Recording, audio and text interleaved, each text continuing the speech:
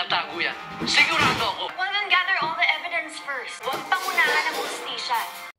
Balisang pumasok si Samuel sa bahay nila nang sabihin ng kapatid niya na pinasok sila, na agad niyang hinanap ang nanay at anak niya, pero sinabihan ni Arisa na tulog na ang mga ito at kailangan niyang kumalma, kaya agad tinanong ni Samuel kung ano ang nangyari at kung okay lang sila, kaya pinasigurado naman ng dalaga na okay na sila. Sinabihan ni Samuel na bakit hindi siya tinawagan at kung nahuli yung nanloob sa kanila at kung nakita nila yung mukha niya, na agad namang sinabihan ng kapatid niya na hindi nila nakita. Tinanong ni Arisa kung may kinalaman yun sa pera na tinangay ng daddy nila. Hindi maisip ni Samuel kung bakit sila nilooban at hindi niya magawang sagutin yung mga tanong ng kapatid niya, kaya naiinis ang dalaga, kaya tinanong niya kung may kausap siya. Naalala ni Samuel noong araw na may tumawag sa kanya para ipaalam na may job interview siya sa Oriental Ridge Estate at noong araw ng interview niya ay mismong sa sasakyan ni Roldan na diretsahan pa niyang tinanong kung alam niya kung asaan dinala ng tatay niya yung perang iniskam niya.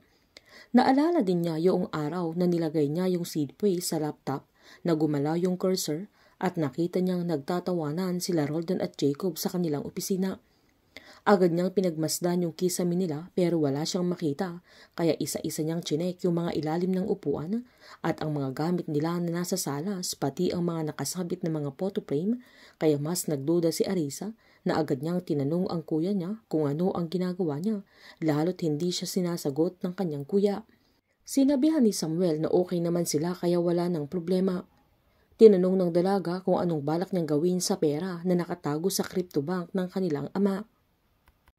Nang silipin ni Samuel yung ilalim ng mesa nila ay nakita niya na may audio surveillance device na nakakabit, kaya napagtanto niyang tinanim ng taong lumuob sa bahay nila. Galit na tinanong ni Arisa kung ano ang plano niya sa pera, na sinubukan pang senyasan ni Samuel na may nakikinig sa kanila pero hindi mag-gets ng dalaga, kaya sinabihan ni Samuel na ibabalik niya sa mga may-ari para bumalik na sa normal yung mga buhay nila. Masaya namang nakikinig sila Roldan at Jacob sa laptop nila dahil doon nakakonek yung audio surveillance device. Sinabihan pa ni Samuel ang kapatid niya na makakabalik na siya sa Amerika kapag naibalik nila yung pera sa mga may-ari para hindi na sila mahabol pa. Giniit naman ni Roldan sa kapatid niya na umaayon sa kanila ang sitwasyon, na tama ang lagi niyang sinasabi na mag-relax lang sila. Wala silang kaalam-alam na bistado na sila ni Samuel, kaya alam na niya ang mga salitang binibitawan niya. Minura pa ni Arisa ang kuya niya dahil sa sinabi niya na pinaalala niyang gaano siya kasigurado na titigilan sila ng mga taong nasa likod ng scam kapag binalik niya yung pera nila. Dahil salita ng salita si Arisa at hindi na maawat ni Samuel ay hinila niya ito.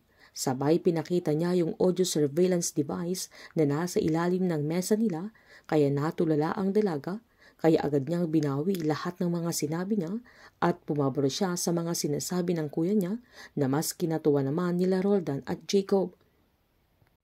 Habang pumasok naman si Agnes sa kwarto ng anak nilang namatay, kung saan nakapaski lahat ng mga ultrasound niya noong buntis pa siya at larawan ng baby ng nanganak na ito.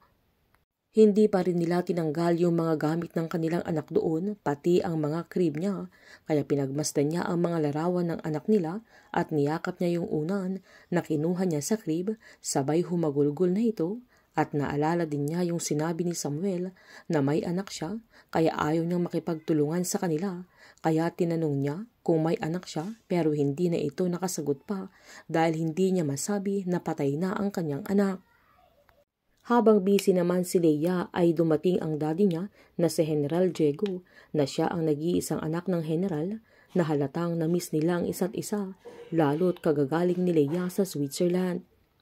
Nakita naman ng general yung larawan nila Mike at Samuel sa mismong laptop ng anak niya, kaya tinanong niya kung hawak niya yung kaso, pero sinabihan naman ni Leia na nagbibigay lang siya ng legal advice sa lahat ng biktima, lalo't malayong kasabwat si Samuel dahil matagal silang iniwan ni Mike, pero nanindigan si Diego na tama ang hinala niya na may tinatago si Samuel at malakas ang kutob niya na magkasabwat ang mag-ama. Nanindigan naman si Leia na hanggat wala silang ebidensya ay inosente naman si Samuel. Pagkaalis ng general ay pinuntahan ni Leia yung mga nabiktima ng mga scam kung saan pinaliwanag niyang pwede nilang makuha yung mga pera nila kapag naibenta yung mga properties ni Mike pero hindi nila lahat makukuha ng buo yung mga pera nila dahil madami silang maghahati-hati. Giniit ng mga biktima na pwede nilang habulin si Samuel pero pinaliwanag ni Leia na malaki ang posibilidad na inosente si Samuel kaya unfair kapag pagdudusahin nila ang taong walang kasalanan. Magiging kakampi ni Samuel si Atty. Leia na mismong anak ni General Diego at magkakabanggaan sila na walang kaalam-alam si Leia na kasabwat nila Roldan at Jacob ang kanyang ama.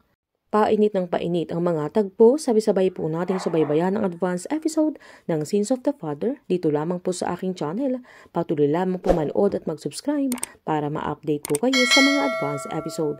Marami pong salamat.